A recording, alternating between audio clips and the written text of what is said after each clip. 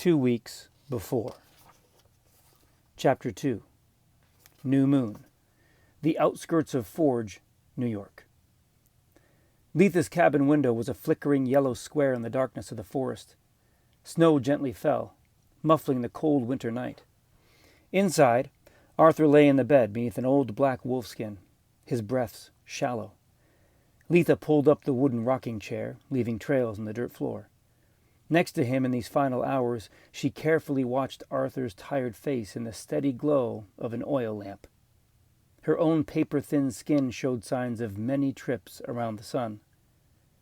Noticing a bit of sweat on Arthur's forehead, Letha pulled the wolfskin off his body, leaving him covered by a single light muslin sheet. She draped the wolfskin carefully at the foot of the simple bed, then gently took his hand, placing it in hers. Arthur's eyes slowly opened, and he looked expectantly towards the door. "They're all gone," Letha comforted. She had been waiting for him to wake. "For a few days now." Arthur shifted his eyes to Letha. "A few days?" Letha nodded and dabbed Arthur's forehead with a cloth. They both knew Arthur's grasp of time, like his grasp on life, was slipping more and more.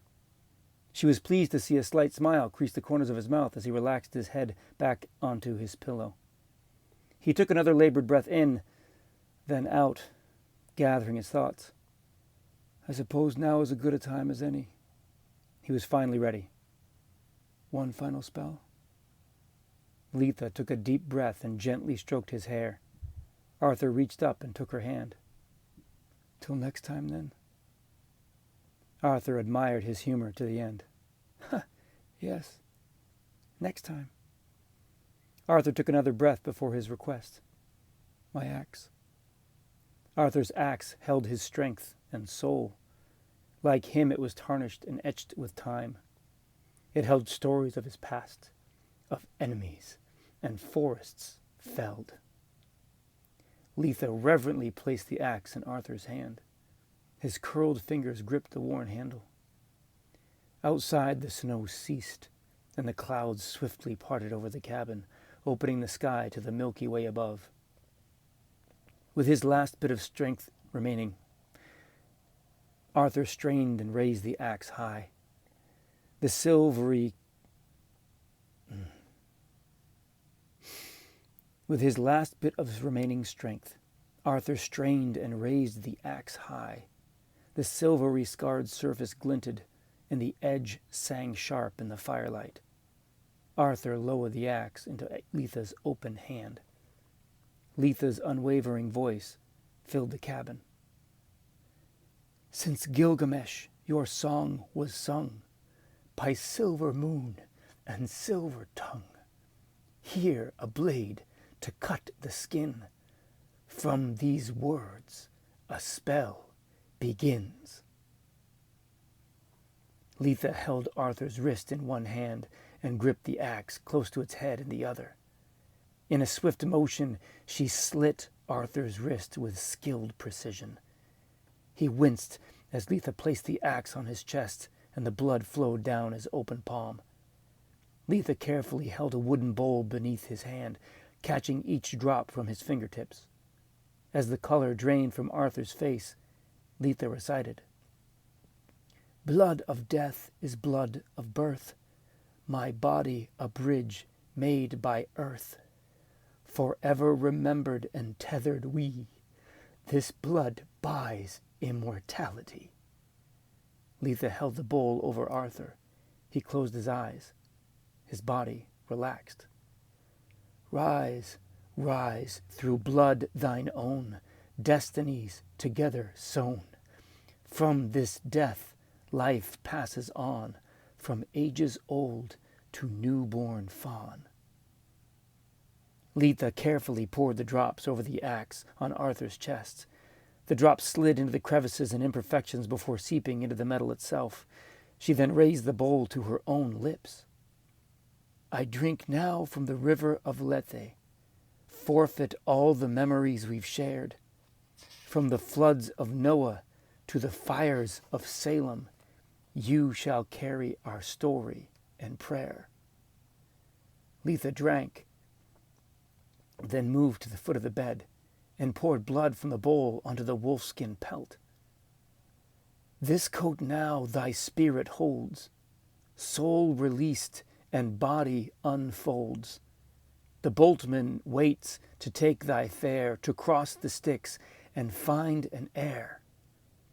Letha grabbed the pelt and called out, Release your shield and shed your skin, a curing force held within. I give you leave to take your flight, journey strong throughout the night. Pulling hard on the wolfskin, she flung it high into the air toward the shadowed corner of the cabin. It fell to the bare ground in a heap. Arthur's breaths were barely perceptible, yet each time his chest rose and fell, the wolfskin ever so slightly did the same. Letha stood, took her staff, and gestured toward the pelt on the ground.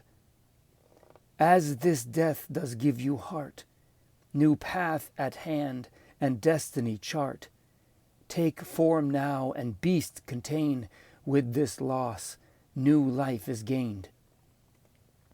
The fur stirred with a primordial crackling. It rose from the ground, squirming and stretching until finally taking the full form of a large, dark wolf. It was tall enough to look Letha directly in her eyes. Her gaze locked at the wolf. She reached for the bowl and carefully offered it. The wolf bowed its head and drank what was left of Arthur's blood, then licked its snout clean with its long tongue. It silently padded over to the bed and sat, gazing straight at Arthur. With great effort, Arthur turned his head to the wolf, his breath barely perceptible. The wolf found Arthur's rhythm and matched it. A shadowy mist of breath moved between them. In, out, in, out. As Arthur let go of his final breath, the wolf took it in. All was still, too still. The wolf slowly stood, shaking and twisting its coat from head to tail, flinging tiny droplets of blood that sizzled under the walls.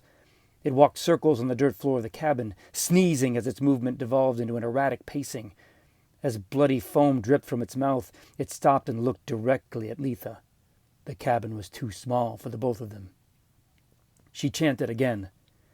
Move now, beast, from conjured spell. Moon and sun together meld. Like a swift, take fast the lead, then just as swift return to me. Letha swung her staff, pointing to the door of the cabin. It flung open, and the wolf burst through into the darkness beyond, turning directly south as fast as it could move. It knew exactly where it needed to go, and there was nothing that would stop it. From a pocket in her cloak, Letha pulled an old black sock with 2 buttons sewn at the toe. From a pocket in her cloak, Letha pulled an old black sock with 2 buttons sewn at the toe and laid it in her hand. She pulled 2 leaves from her staff and placed them with the sock. She clicked her tongue, then blew hard into her palm. The sock and leaves flew up and out of her hand, transforming into shiny black feathers, wings, and claws. A raven. It softly landed on her shoulder. She whispered to it, Bird of wing and thorn and claw, take flight and tell of all you saw. Bring him here that I may confer, to follow the beast this night has stirred. The raven blinked twice and cocked its head sideways to look at Letha with one eye. It paused, then cocked its head to the other side. Letha waited. The bird waited. Letha rolled her eyes. Just get John, she finally added. The raven nodded, opened its wings, and flapped twice before taking off. It squawked as it flew out the door into the moonless night and turned north, away from the wolf. Another wave of Letha's staff, and the door closed. Letha took her staff in both hands and drove it into the dirt of the cabin floor. Small, glowing roots grew from its end into the ground, dimming into the dirt as they spread. The staff remained standing upright without her hand. Letha walked to the fire and stirred it a bit, causing a few sparks to leap into the air. With a wave of her hand, the sparks gathered and swirled above her palm. She moved back to the staff and lowered her hand until the glowing swirl balanced at the top. She put her palm over the swirl and pressed it down into the top of the standing staff. The glow traveled down and into the roots that had spread, favoring the ones to the west. Once in the roots, the glow traveled underground rapidly, out of the cabin. On the western outskirts of the village, an amber light filled another cabin. Constance turned over in her bed. She looked to her own staff, standing in the middle of the room. From its roots, an amber glow rose up the length until it swirled into a glowing swirl in the air. Constance pulled her covers off and put her feet on the floor. She took a breath. "Goodbye, Arthur," she said out loud. The still air held her voice in a cocoon of quiet. Constance could feel the space that Arthur had left behind. In the silence, the plants spoke to her. She knew it was time to prepare her wolf for the journey ahead. John would need her potent magic for the next full moon. She pulled a mason jar from the cupboard and began at the kitchen table. From the low ceiling, she pulled dried herbs and remedies to place in the jar.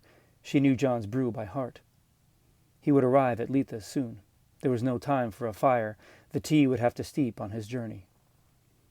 Constance covered the jar and grabbed her winter's cape. She reached for her glowing staff and gestured to open the door, then stepped into the night.